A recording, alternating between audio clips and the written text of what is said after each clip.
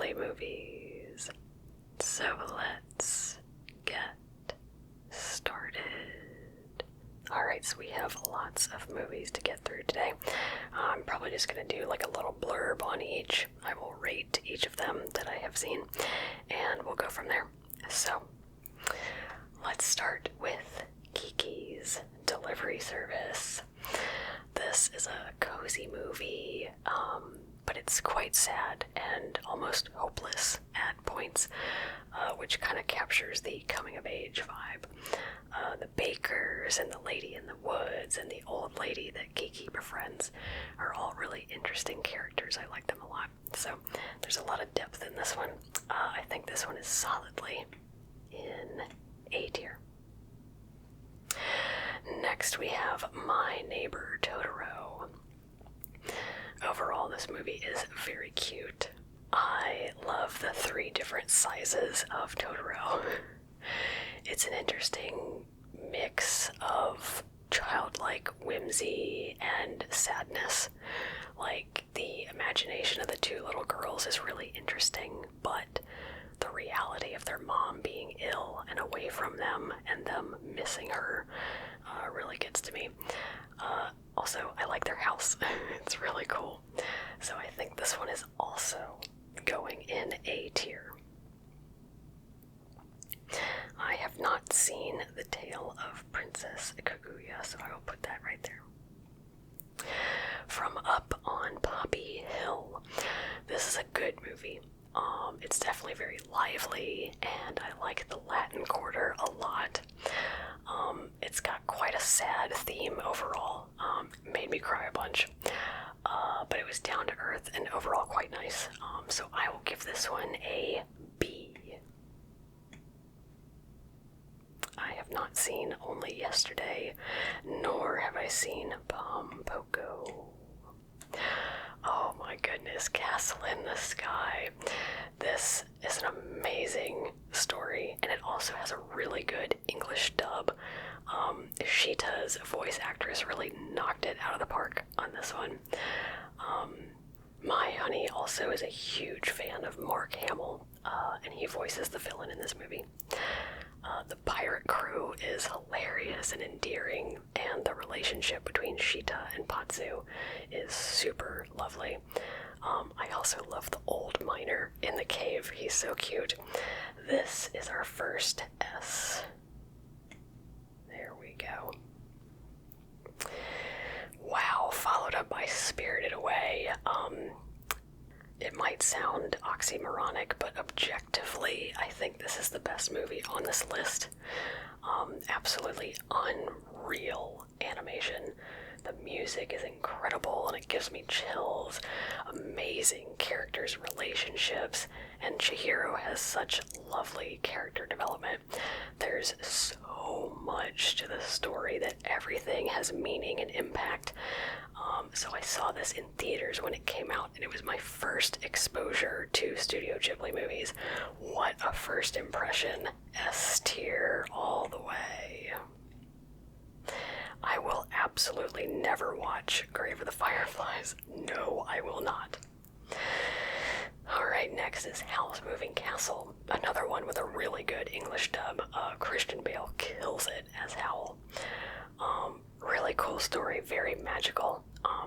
I'm not too crazy about the ending with the Deus Ex Machina Scarecrow Prince, but that's okay. The animation is really nice.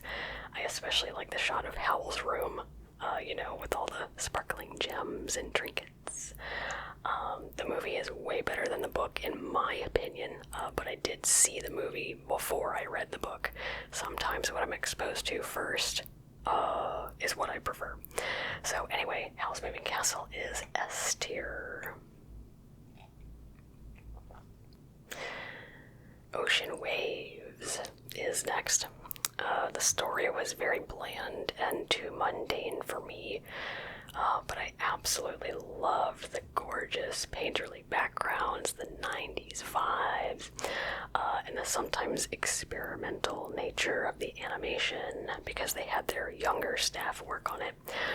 That puts it pretty squarely into C tier for me.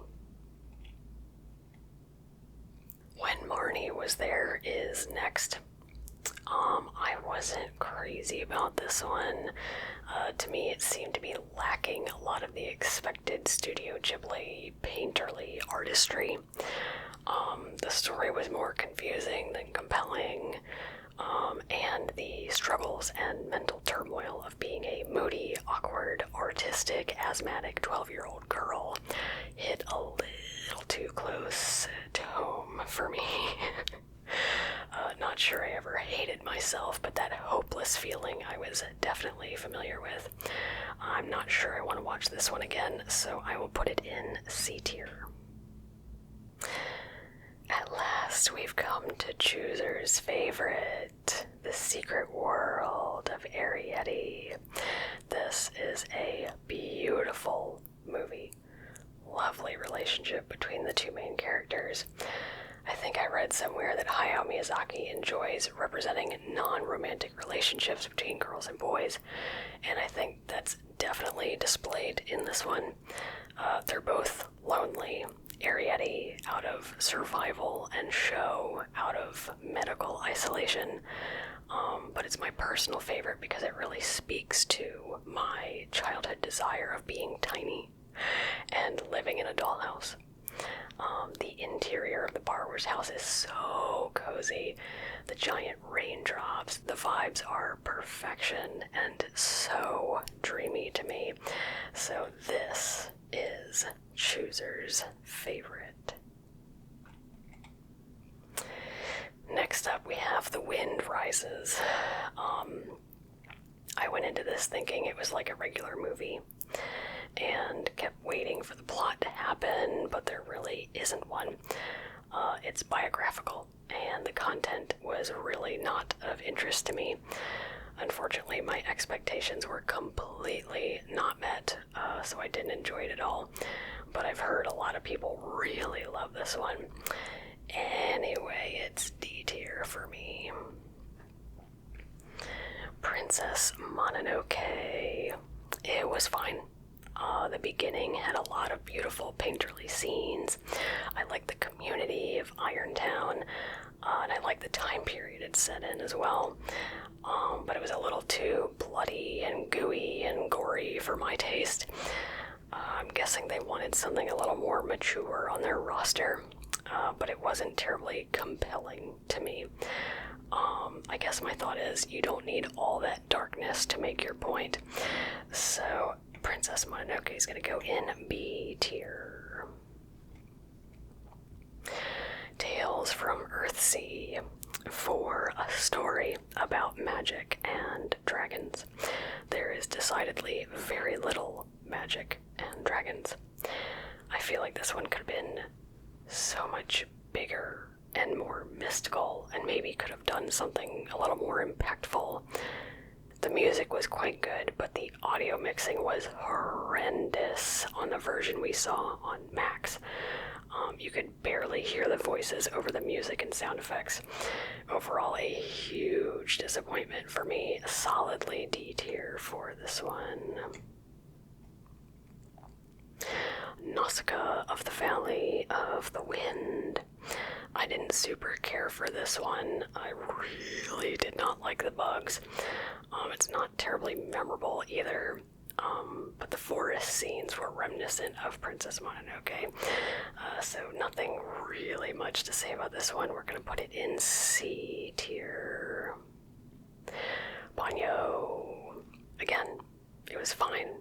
There are certain scenes that stick out in my mind, like the giant fish waves, but nothing I need to go back and watch again. So Ponyo goes into C tier. Porco Rosso. It was fine, not super memorable, but it was enjoyable. There's some really beautiful painterly scenes in it, especially the gazebo. So I think that earns this one a B tier. I have never seen this. What does it say? My Neighbors, the Yamadas. I have not seen that one. Whisper of the Heart. Super cute story. It really resonated with me as a writer. especially the parts about getting lost in your own story, like in Daydreams. The animation was absolutely gorgeous, and the antique shop is especially beautiful. The grandfather clock sequence, and the carousel horses, and the Baron, of course. This movie had a lot of things I really like, so I enjoyed it very much. My honey and I were very confused by the country roads motif, but it made us laugh every time it came up.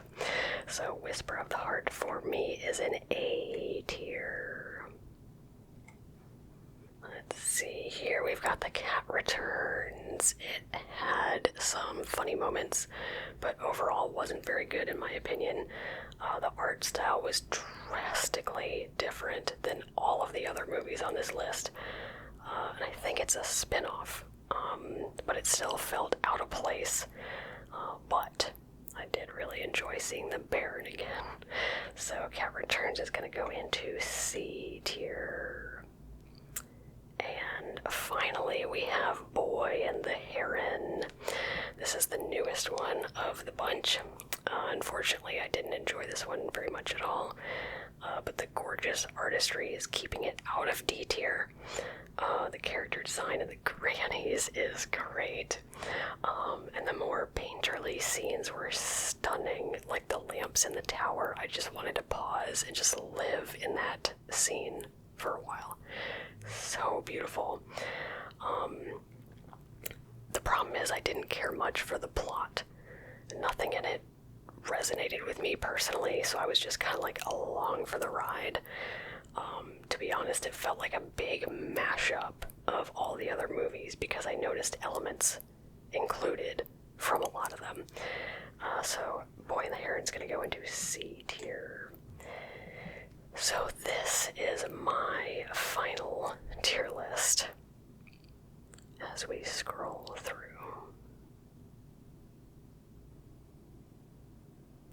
What do you think, and how would you rank these movies?